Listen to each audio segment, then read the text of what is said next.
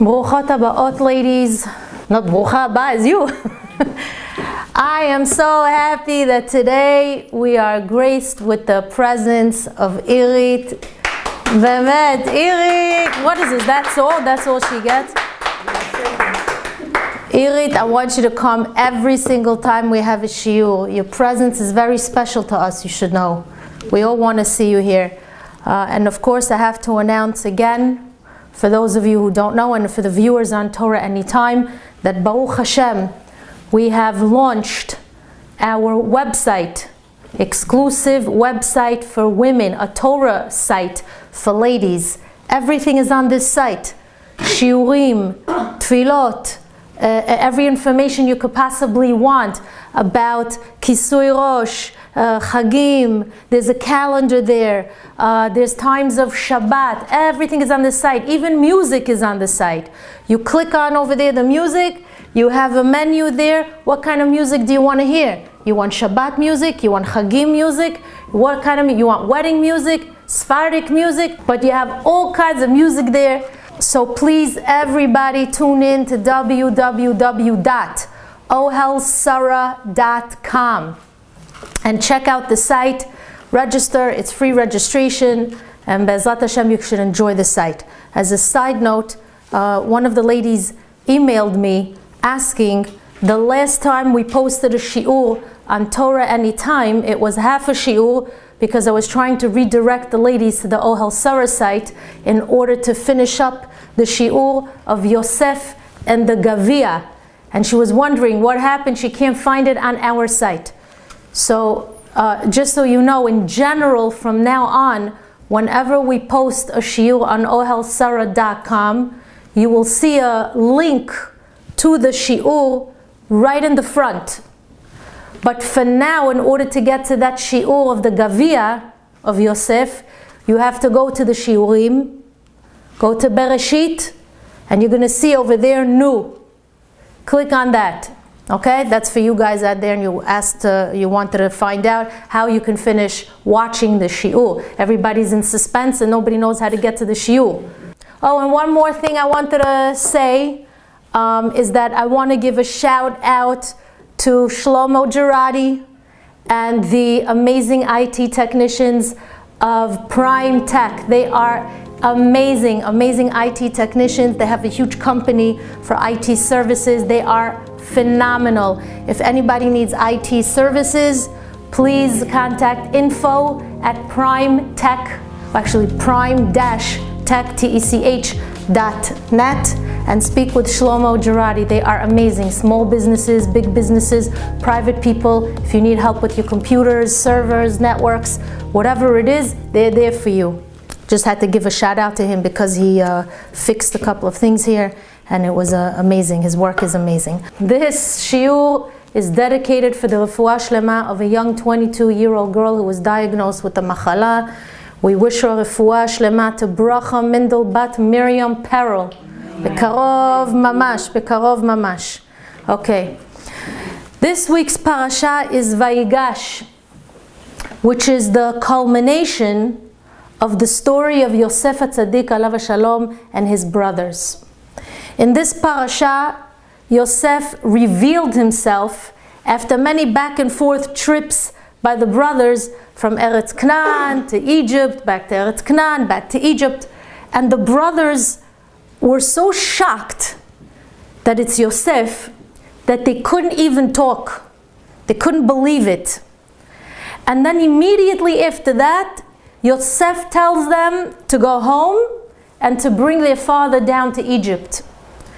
And then the Torah tells us how Yaakov Avinu alav shalom was stunned to hear that Yosef was alive, because all this time he assumed that Yosef was devoured by a wild animal when the brothers brought back his ktonet pasim and they dipped it in blood.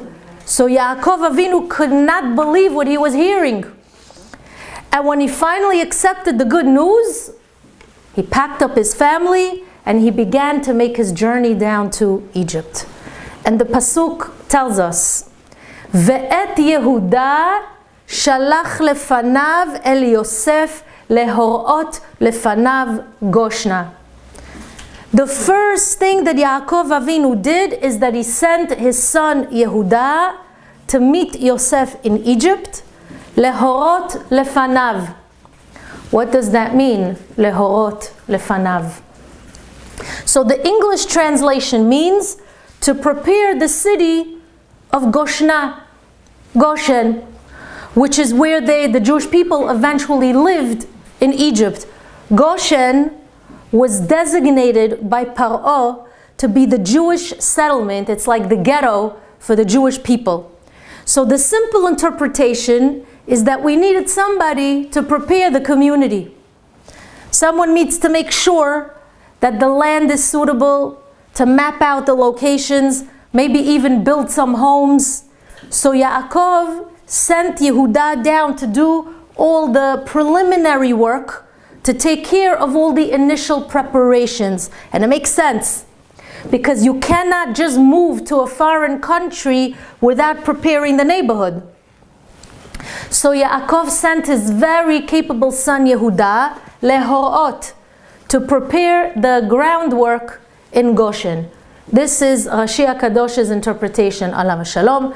And Rashi says that Yehuda was sent down to clear out the area, and then to come back to the father and advise the family how they're going to settle in that city. And he sent Yehuda lefanav, which means before Yaakov and the entire family arrived in Egypt. In other words, when Yaakov arrives, he wants everything to be prepared already, so that he shouldn't have to start figuring out how to build and what to do. Makes sense, no? Yes or no? But then Rashi offers us a perush from the Midrash Haggadah concerning the words lehorot lefanav. What does the Midrash say concerning these words? Letaken lo bet Talmud. Yehuda was sent down to prepare a house of study, a yeshiva. Shemisham tetzeh hora'ah. And from that house of study, many teachings are going to come out. That means Yaakov sent Yehuda in order to build a yeshiva. Yaakov felt that you cannot go down to Egypt without an institution of learning. So Yaakov told Yehuda, you go ahead of us and build for us a Bet Talmud. Buy the property, build the buildings, get all the books, set up the library, prepare the tables and the chairs, so that when we come down to Egypt, we can be ready to start giving shiurim. So we see here that Yaakov could not go down to Egypt unless there was some kind of infrastructure of Torah. So the pasuk is really supposed to be read like this. Ve'et Yehuda shalach lefanav el Yosef. And Yaakov sent Yehuda to Yosef. Lehorot lefanav, in order to instruct. Hora'ah means to instruct. Just like a teacher is called what? A morah. The teacher instructs the class. So Yehuda was sent to prepare an institution of instruction in Goshen. So far so good? So the question is the following. We can all understand the importance of building a yeshiva in Egypt. It makes sense that Yaakov Avinu is not going to step foot in a country unless he knew that there's a building that's designated for Jewish education. This is understandable, and we shouldn't expect anything less. But what I don't understand is why he sent Yehuda to prepare this yeshiva. Why should Yehuda have been sent? Because who from the Shevatim do we know has the role of the Torah learning? Which Shevet? Yisachar. The Shevet that has the role of Talmidei Chachamim is who? Yisachar. As a matter of fact, we know that there's a partnership between Yisachar and Zvulun. Yisachar is supposed to be sitting and learning, while the tribe of Zvulun supports them. there's only one tribe dedicated to Torah learning, and only one tribe dedicated to the support of that learning. And we wonder why Yaakov Avinu sent Yehuda to set up the yeshiva and not Issachar. At best, Shevet Levi. The Torah Akdosha tells us later on at the end of Sefer Devarim that when Moshe Rabbeinu alav shalom was blessing the tribe of Levi, he said to them, Yoru mishpatecha leYaakov. You are the ones who spread the teachings of Torah to the family of Yaakov. V'toratecha leYisrael. And your Torah is given to the Jewish people. So we see from here that Shevet Levi was also considered a scholarly tribe. Now, when we think of Yehuda and his role in Am Yisrael, the one thing that comes to mind is that he's the king. He's Melech. His symbol is that of a lion. Just like the lion is the king of the jungle, Yehuda carries the malchut of Am Yisrael. When Yaakov blessed Yehuda before he passed away, he said, Gur Aryeh Yehuda. Yehuda, you're like a lion. That means he has the status of malchut. So why did Yaakov send the king to open up a yeshiva? He should have sent the rabbis to prepare the yeshiva. Ladies, this is a very strong question. All the Chachamim discuss this question.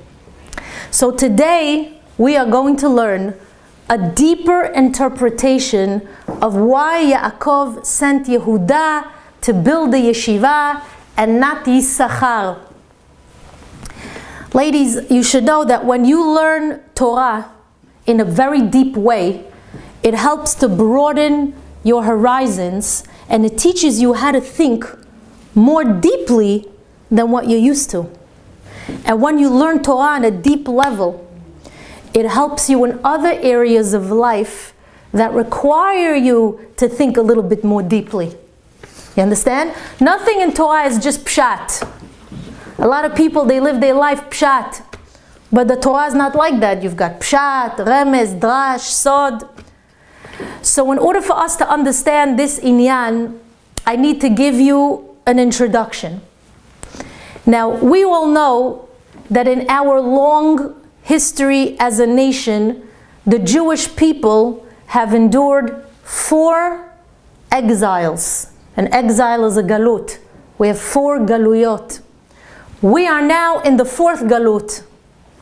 But the first exile began with Galut Bavel. The Babylonians destroyed the first Bet HaMikdash. It was a terrible tragedy. The first Bet HaMikdash was built by Shlomo HaMelech alav shalom. That Bet Mikdash stood for 410 years. There was never a structure, a building that was so beautiful, so grand and so magnificent like the first Bet Mikdash.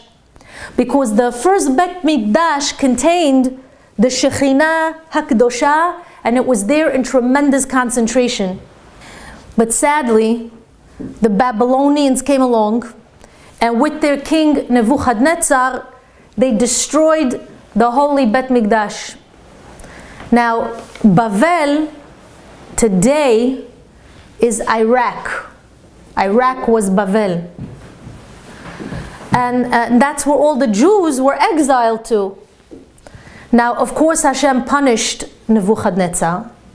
The Navi tells us that at the end of his life, he started to act like an animal. Hashem took away his chokhmah, and he began to behave like a beast. Like the way he really was. He was like an animal. But anyway, Galut Bavel was a very short exile that lasted only 70 years. That's not a long time. It's not a long time. After those 70 years, we began to build the second Bet Mikdash. But then unfortunately, we were thrown into another mini Galut. That's the story of Purim, where Haman, Harasha, Yimach Shemo, came along and he vowed to destroy the Jewish people. And then a miracle happened, and Haman, together with his 10 sons, were hung on the gallows. That galut was called Paras Umadai. That's today what we would call Iran. Iran is Persia. Today Iran is Persia. And after that, we finished the construction of the second Bet HaMikdash, and we were okay for a little while, until we were hit with the third galut, which is Galut Yavan. Galut Yavan. Galut Yavan was the Greek exile. Now we just celebrated Hanukkah, which is the commemoration of the Jewish people surviving this galut. And we all know that story.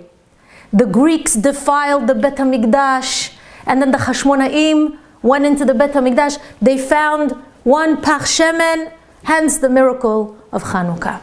But anyhow, after the galut of Yavan, Baruch Hashem, the Bet HaMikdash, the second Bet HaMikdash, stood for close to another 200 years until the Romans came along. That's the fourth galut. The galut of Edom, which is the galut that we're currently in right now. That's Galut Edom, the galut of the Romans. That's Esav. Anyway, the Romans destroyed the Bet HaMikdash by the hands of the evil general Titus. The Romans took the menorah, together with a lot of the items that were holy vessels in the Bet HaMikdash, back to Rome. Rome today is Italy. It's Italy. And most of the things, probably the menorah too, is probably somewhere in the cellars of the Vatican, of the Vatican. You should know, we never recovered from that galut. It's been almost 2,000 years of Galut Edom, and we still don't have a third Bet Mikdash in Yerushalayim. That means we're still suffering from that fourth galut. Now, as you know, the Ari HaKadosh, Alav Shalom, was a great Mekubal. And he said, guess what? There are more than 4 exiles. But how is that possible? He tells us, well, you cannot forget the mother of all the exiles, which was Galut Mitzrayim. Forgetting about Mitzrayim. We experienced a major galut in Egypt. Because think about it, we're always mentioning and remembering Mitzrayim. In many tefillot, on a daily basis, we say the words Zecher leYetziat Mitzrayim. This was not a small galut. We were in Egypt for 210 years. We were enslaved there, and we suffered a great deal at the hands of the Egyptians. But Baruch Hashem, there was a Geula, and we were eventually redeemed. So the question is, why isn't Mitzrayim counted as one of the exiles? How come it's only 4, not 5? We weren't a nation yet. What? We were not a nation yet. Okay, it's a good answer. But Chachamim asked, but we're still neglecting the most important galut. Yet we're mentioning it all the time. We even have a Chag called Pesach to commemorate that galut in Yetziat Mitzrayim. So why isn't 5 galuyot? So the Arizal says, it's not that we're chas v'shalom neglecting it. He writes that Egypt is the shoresh. It's the root of all the other exiles. Just like a tree has roots, that from those roots comes all the fruits, and then the leaves, and all the products. The same is with Egypt. The 4 exiles, they all stem from the Galut Mitzrayim. In other words, Egypt was the prototype Galut. It was the nucleus from which all the other 4 exiles stemmed. So we don't count Egypt in the list of all the exiles because the other exiles were all coming from Egypt. These 4 exiles were as a result of Mitzrayim.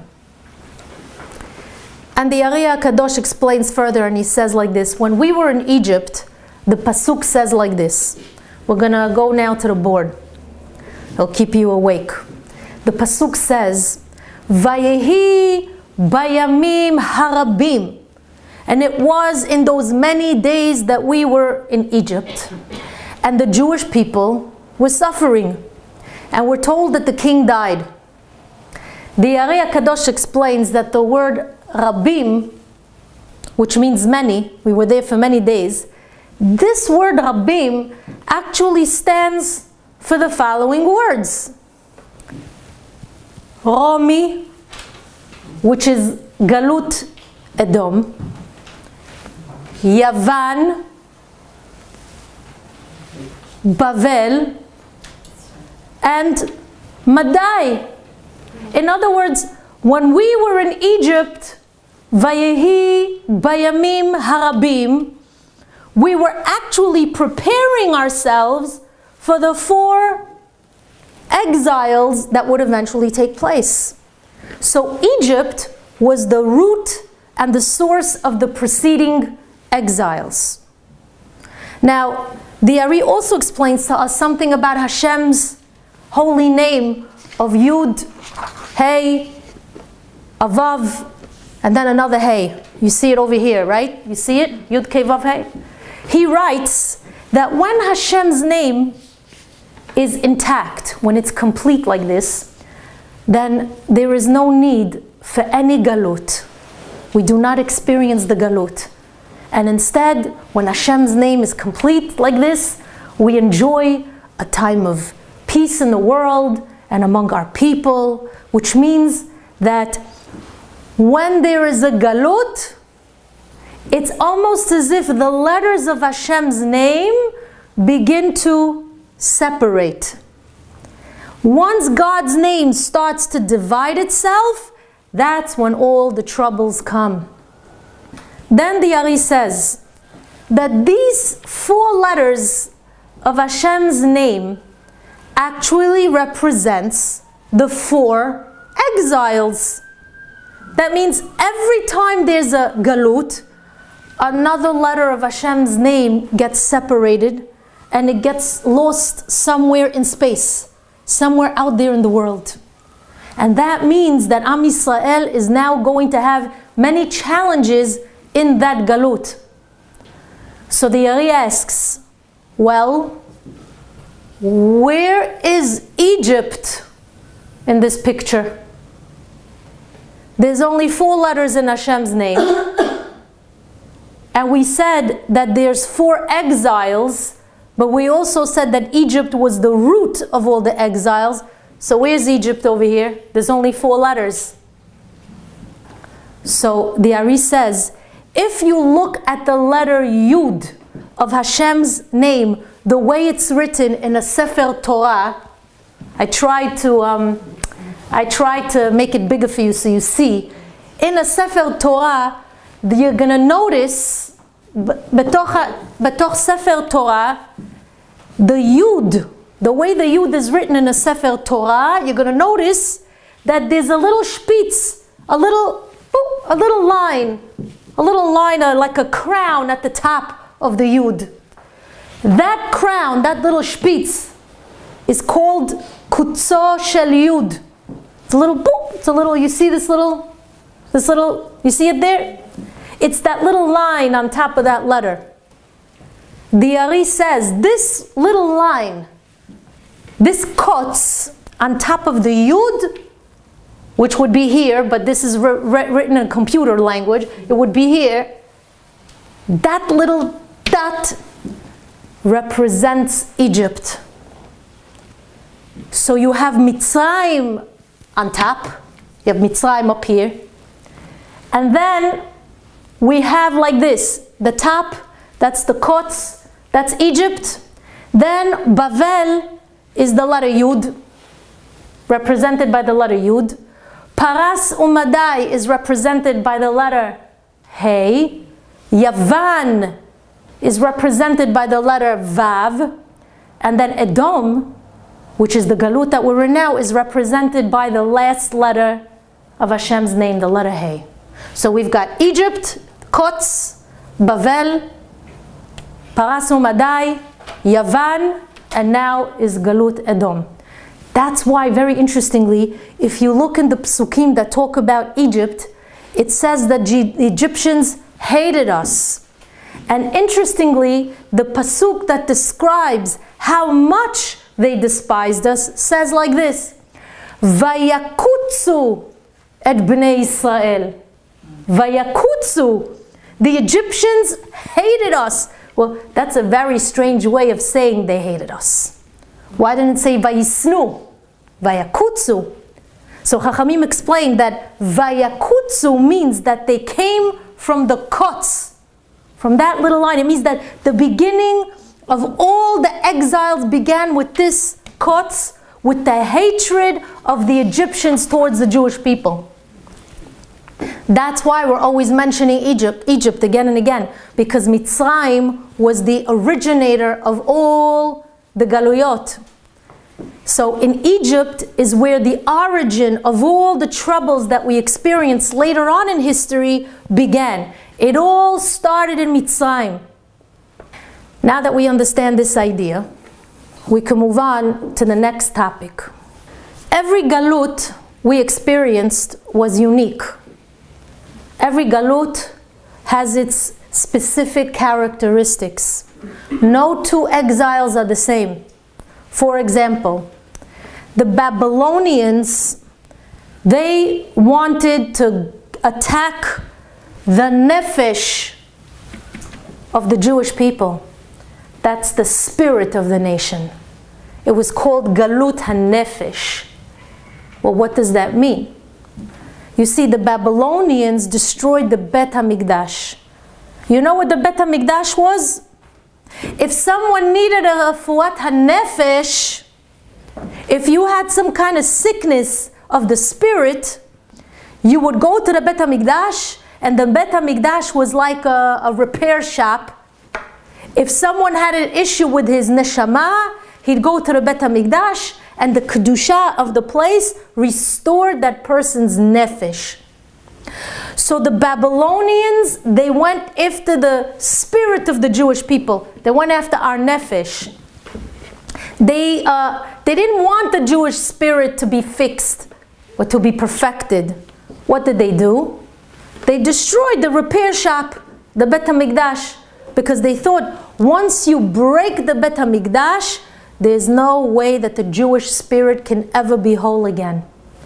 So they went after our nefesh. The next galut was Paras Umadai. Haman HaRasha was not going after our nefesh. He was going after our bodies. That's the guf. He went after our bodies. It was called Galut HaGuf. Haman was such an anti-Semite that he just wanted to kill every Jewish person that he can find. He was not interested in talking to us. He wasn't interested in dealing with us. This was hardcore anti-Semitism where Haman could not tolerate the Jewish body and he wanted to destroy us. He wanted to produce a genocide in one day. That was the story of Purim. And Baruch Hashem, he failed. So that was the galut of Paras Umadai. It was the galut of the body. Then the Greeks came along. Greece is a totally different galut. They went after the Jewish mind, the intellect. That's the galut of the sechel. Sechel is the intellect. Now, that's the galut was called the galut ha-sechel. What does that mean? The Greeks were known to be great intellectuals. They had philosophers like Plato, Socrates, Aristotle. So they attempted to influence the Jewish mind not to think in a Torah-oriented way. They wanted to convince us to think in their convoluted way, in the Greek way of thinking. As a matter of fact, there was a king from the Greek lineage whose name was Ptolemy. He commissioned 72 Rabbanim to translate the Torah into Greek. They call it the Septuagint. And that means obviously that the Greeks were intellectual people. They didn't want to burn the Sefer Torah. They wanted to know what's in the Sefer Torah so they could somehow turn the Torah to Greek. They wanted to add their Greek interpretations and trimmings and present a new wisdom to the world, a new and improved version of Judaism and Torah. So they were trying to influence the Jewish brain. They wanted to enforce their Greek ideologies into our Torah. Now Haman, for example, he was not a philosopher. He was just a bully who wanted to kill the Jews. He had no philosophy. He was not a great thinker. He was not such an intellectual. The Gemara refers to Haman as a hediot. It means a simpleton. He was a fool. The problem is that a fool with an M16 rifle is dangerous. You could be stupid, but if you're holding a gun in your hand, we're in big trouble. But the Greeks, however, they didn't carry a rifle. They came with their academic books and with their ideologies. They wanted to imbue their ideologies into the minds of the Jewish people. So Galut Yavan is the Galut of the Sechel, intellect. And then the Romans came along. You know what the characteristic of Galut Edom is? Chachamim tell us, it's not here by the way, it's everything. It's everything. The Galut that we're currently in is actually a combination of all the previous exiles. The Romans did everything to us, ladies. I'll explain it to you. First of all, the Romans destroyed the Bet HaMikdash. That's what the Babylonians did. So the Romans went after our nefesh and they destroyed the Bet HaMikdash. I don't have to tell you how many Jews were senselessly murdered, bludgeoned, and butchered as a result of the Galut of Edom, of this Galut of Romi. And as a matter of fact, you don't have to go so far. Just 60 years ago, Hitler, Yamach Shemo V'zichro, who's probably the Gilgul of Haman of our generation, he went after the Jewish bodies. 6 million of them to be exact. What happened in Germany is part of Galut Edom. Not only that, but the descendants of Edom also went after our minds, like the Greeks. How do we see that? Ladies, in this very long Galut, we've been exposed to many different kinds of isms. One of the most famous ism is communism. Communism was a new way of thinking where there was no room for God in the picture over here. And unfortunately, many Jews were influenced by this way of life called communism, thinking that this was now going to be the solution to save humanity. That's one ism. And in the country that we live in, we have capitalism. The Americans taught us that making money is the most important thing in life. That's capitalism. It's all about money. America was deemed the land of gold and opportunity, the golden Medina. So our priorities became skewed and centered around materialism. Materialism is another ism that affects our society and our way of thinking, right? And here in America, there's also, all over the world actually, something called hedonism. Hedonism, which is the idea of running after as much pleasure as you can. Have a good time. Drugs, all sorts of addictions, and all the other indulgences. Eating, have a good time, jump off a plane, go rock climbing, skiing down the Mount Everest, excitement, entertainment, movies. That's hedonism. America is number one in the entertainment industry with things like sports, shows, movies, you name it, they have it. Even dolphins are entertaining you. The fish are entertaining you. Is that normal? That they're getting the fish to give you a good time? So make no mistake about it, ladies. This is all part of hedonism and the philosophy of enjoying the materialism. And then of course we have in this country liberalism and atheism.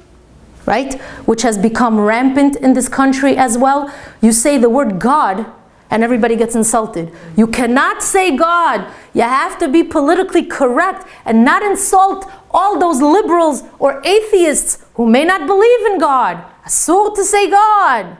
You gotta say the universe. You gotta say Mother Nature.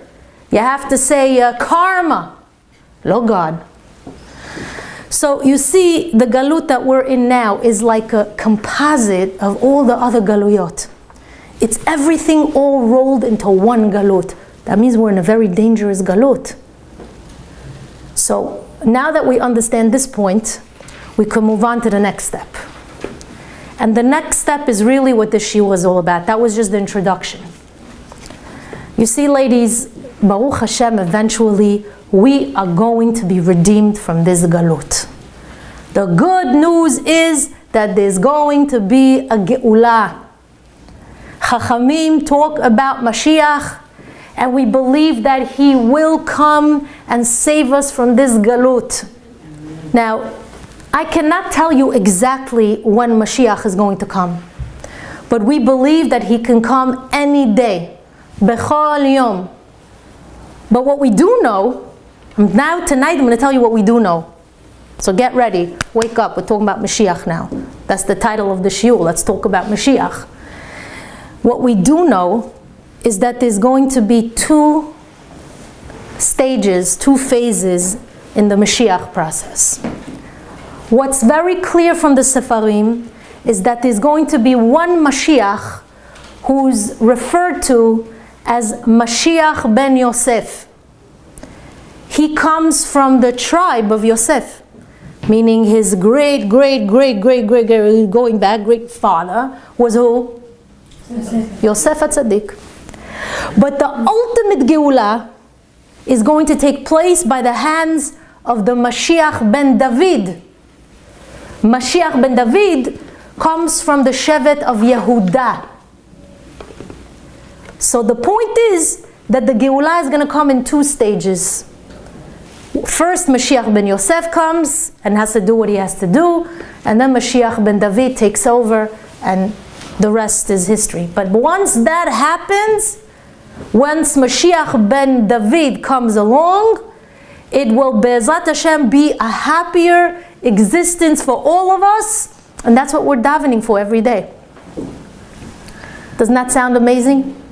Yeah, but now if all this is true, when Hashem tells Yaakov that he can go down to Egypt, Yaakov understands that Egypt is the source of all the exiles, right? We just said. He understands that going down to Egypt is not just a physical trip. Yaakov knows that once they go down to Egypt, that trip officially activates all the other exiles. Galut Bavel, Galut Yavan, Galut Paras Umadai, Galut Edom. So Yaakov knew that going down to Egypt was a major step. It wasn't that we're just going to go stay in Egypt now for 210 years, be redeemed, receive the Torah on Har Sinai, end of story, and we live happily ever after. No. Going down to Egypt was the act of setting thousands of years of Jewish suffering into motion. Once Yaakov stepped foot into Egypt, it's like pushing the button that reads Galut. Would you push such a button? But he did. He had to do it. So before Yaakov Avinu went down to Egypt, which would set off a major reaction now for the Jewish nation, he had to prepare himself. The Ramban Alav Shalom writes, whatever action the Avot HaKadoshim did, it created tremendous consequences for their children. This is the idea of Ma'aseh Avot, Siman Labanim. So you should understand that whenever the Avot HaKadoshim do something, they're not only doing it for themselves, they're actually creating Jewish history. Every move they make on the chessboard of history affects the history and it affects the Jewish nation to whatever direction the Avot are guiding it to. So Yaakov told himself like this: before I'm going to go ahead and turn on the Galut button when I go down to Egypt, before I'm going to turn on the switch called Galut, and then I'm going to activate, when I put on the switch, I'm going to activate all 4 exiles, I better do something to prepare for those Galuyot. Because once I put my foot in Egypt, it's like turning on the switch, Galut. Galut Yavan, Galut Bavel, Galut Paras Umadai, Galut Edom. As a side note, by the way, the root word of Mitzrayim is Meitzar. Meitzar is something that's very difficult, something that's agonizing. The name Mitzrayim is the plural from the word Meitzar, Meitzarim, Mitzrayim, which means Mitzrayim means many, many troubles and many, many misfortunes. That's what Mitzrayim was. It wasn't one Meitzar, it was many, many troubles. 4 to be exact. The 4 exiles. So Yaakov Avinu knew, once he goes down to Egypt, it's going to trigger the 4 exiles. And if that's the case, ladies, you have to prepare an exit strategy. You don't ever go into something in life unless you know that you can find your way out of there. So what did Yaakov do? He said to himself, oh, wait a second. I need to figure out an exit strategy for the Jewish people. How we're going to get out of these galuyot? He says, I know. I need to set the Mashiach in motion. Because Mashiach is Geulah. It's Geulah. Now, ladies, who was already in Egypt at the time? Yosef. So Mashiach ben Yosef, meaning the root of Mashiach ben Yosef, was already in Egypt. So who did Yaakov need to send now? Yehuda. Yehuda is the great, great, great grandfather of Mashiach ben David. You see what Yaakov is doing here? He was setting up both Mashiachs, both Redeemers. By sending down Yehuda, he was trying to guarantee that there will one day be a final Geulah. Now that the Geulah is in place, now that Yaakov moved all the chess pieces around and everything looks good, now we could go down to Egypt. That's why he specifically sent Yehuda down to Mitzrayim and not Issachar and not Levi. Yaakov was sending the Mashiach down to the Galut in order to meet Yosef, who was the Mashiach ben Yosef. And he did that in order to facilitate the final Geulah and recreate a situation where both Mashiach ben Yosef and Mashiach ben David would have their distinct roles to play in the final stages of the Geulah. Now, if what I'm telling you is true, then, and I could figure out why he sent Yehuda down, right? Because, look here, in Yehuda's name, we have, very interestingly, the name Yehuda has Hashem's letters. Yud, a Hey, a Vav, and a Hey. That's very interesting. So in Yehuda's name, we have the name of Hashem, plus we said earlier that these 4 letters, they represent the 4 Galuyot, right? Not only that, but there's also a Daled in his name. How much is the letter Daled? 4. Ooh, so that reinforces it, doesn't it? And that means Yehuda has the power to connect all the 4 letters of Hashem's name and bring us out of this 4-part exile. That's why Yaakov sent Yehuda down to Egypt. This is the Geulah over here. Geulah in the Galuyot. But listen to the pasuk, ladies. It says, "Ve'et Yehuda shalach lefanav el Yosef." Yaakov sent Yehuda down to Yosef, meaning he sent Mashiach ben David to meet with Mashiach ben Yosef, lehorot lefanav Goshna, in order to settle the city of Goshen. You know what the word Goshna means? Goshna means that Yaakov sent him to Goshen. But grammatically, this is not the best way of saying that you sent someone down to Goshen. Wouldn't you say something like Ve'et Yehuda shalach le Goshen? To Goshen? Does that make more sense? If I want to say I am going to New York in Lashon Kodesh, I would say Ani holechet le New York. So the lamed in front of the word New York, le means to. I'm going to New York, le New York. That's a very normal and simple way of speaking. But sometimes, for whatever reason, the Torah decides to make it very complicated. Instead of saying le New York, it removes the lamed, and now it replaces the lamed at the beginning of the word with a letter hey at the end of the word. And now it's Ani holechet New Yorka. You see what happens? The Torah is adding a hey. Instead of saying le Goshen, it took away the lamed and added a hey at the end, which now became Goshna. Why can't I just say le Goshen over here? Why take away the lamed in the beginning of the word and replace it with a hey at the end? Now, even though it means the same thing, le Goshen, Goshna means the same thing, but still I want to know why the Torah did this. The Torah is not a newspaper, it's a holy book. And the editor of the Torah is the Ribono Shel Olam. So Hashem is using this word in this way, has to be a reason why. Ladies, remember that Egypt represents the 4 exiles. Goshna is actually an acronym for the following.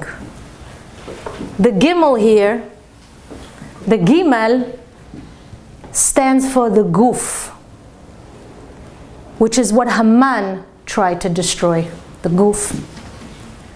The letter Shin stands for Sechel, which is what the Greeks tried to influence in us. The letter Nun stands for the Nefesh, which is what the Babylonians tried to destroy. And the letter Hey stands for Hakol, which means everything. And that's the Galut of Edom that we're currently in. You hear what's going on over here?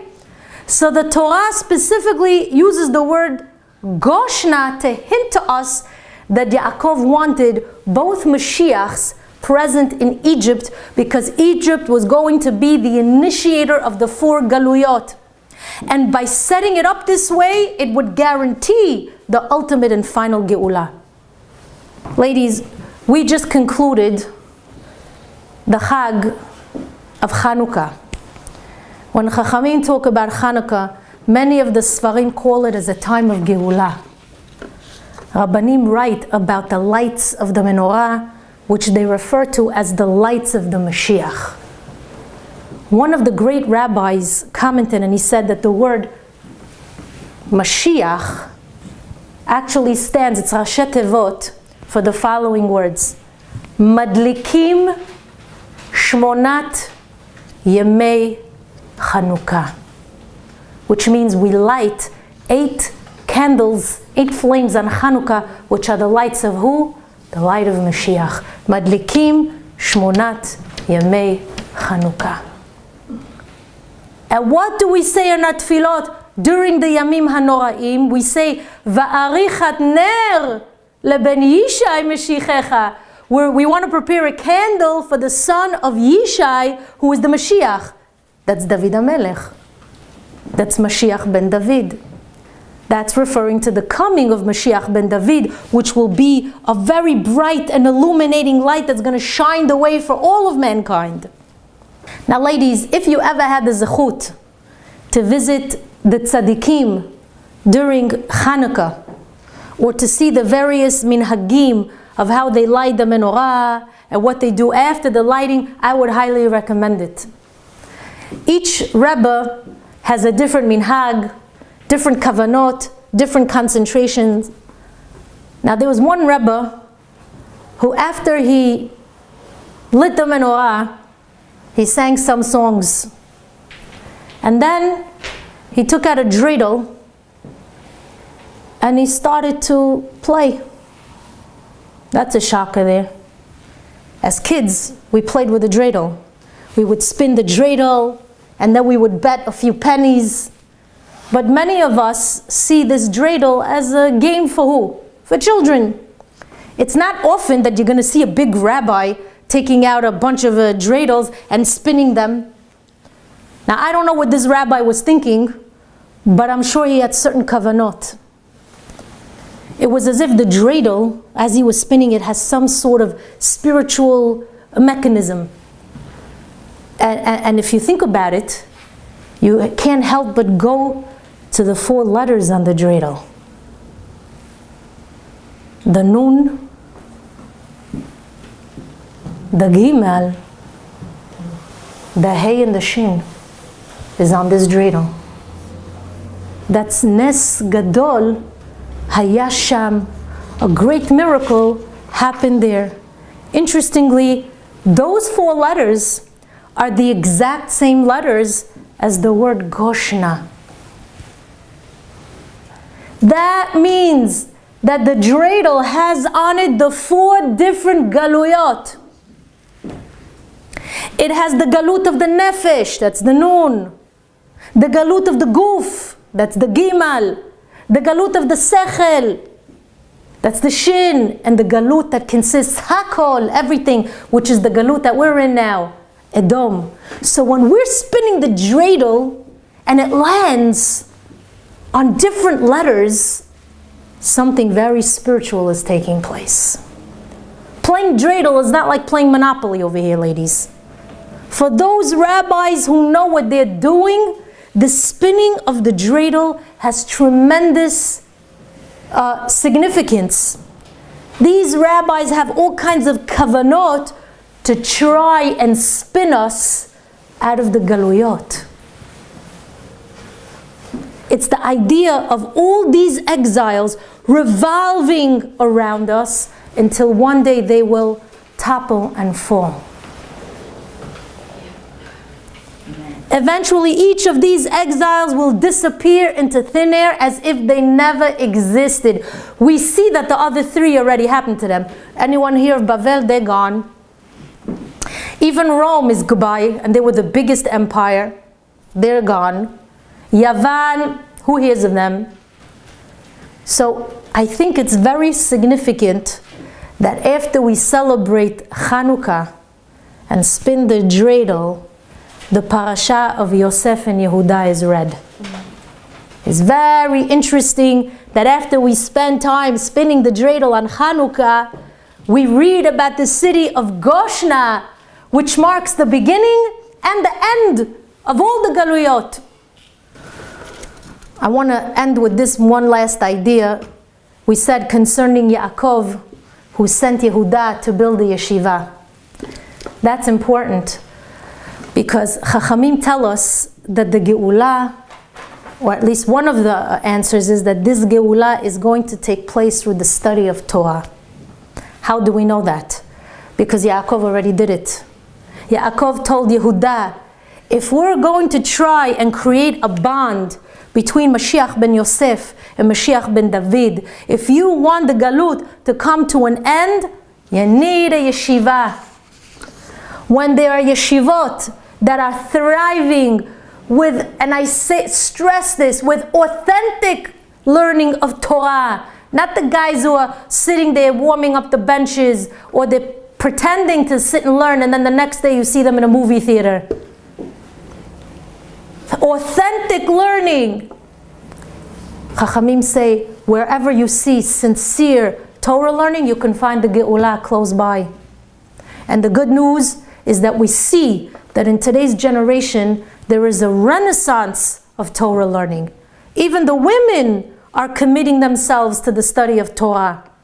There are sites that offer a tremendous learning of Torah. We have like Torah Anytime, Hidabrut, Torah Land, and of course I have to say again, our new and exclusive Torah site for women that could be found if you log on to www.ohelsarah.com. You should log on and boost your learning. Thousands of men and women are tuning in every single week from all parts of the world, and some of them have never studied before in their lives, tuning into Torah Anytime, tuning into Hidabrut, Torah Land. Thousands of women are tuning into ohelsarah.com, Baruch Hashem. There are so many books available to you. When we see, you're coming here to Shiurim, when we see such a movement of yearning and a desire for the learning of Hashem's Torah, you could be sure that Mashiach is just around the corner. So I'll tell you what I want you all to do.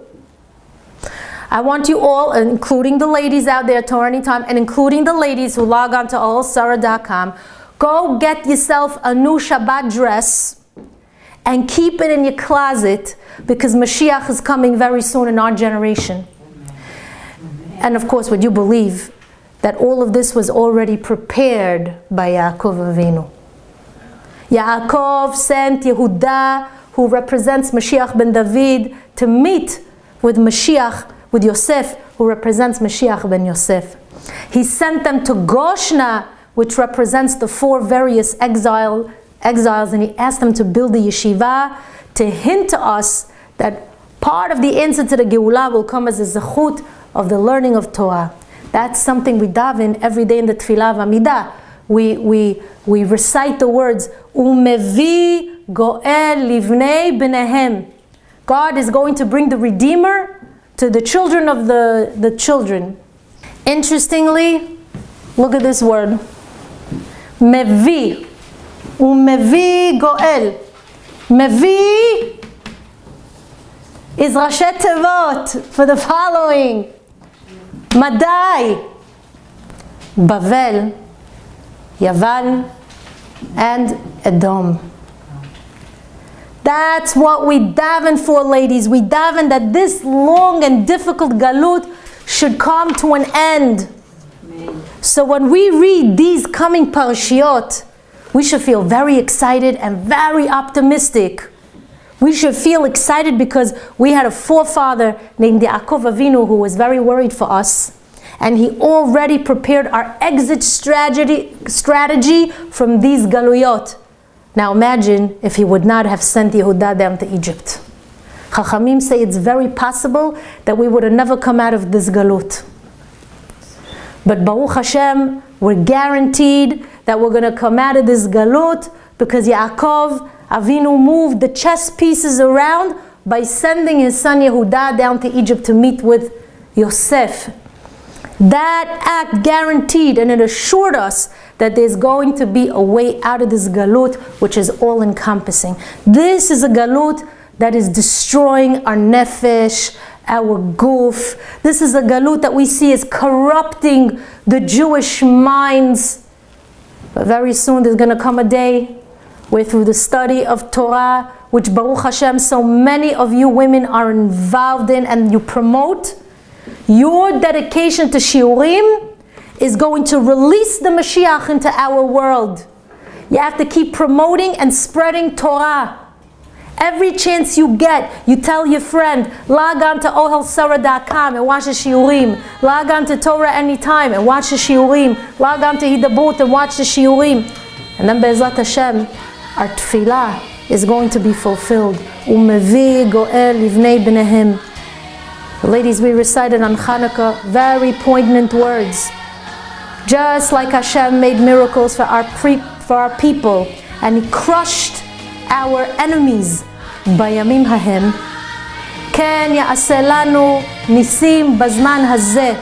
Hashem will also create miracles for our generation, and it's going to be miracles the likes of which this world has never seen.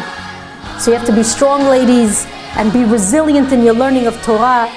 and one more shiur that you attend, one more shiur that you're going to spread and share, can be the one that tilts the scale in our favor and brings us the final Mashiach in our days. Amen. Ken. Yehi Ratzon. Thank you.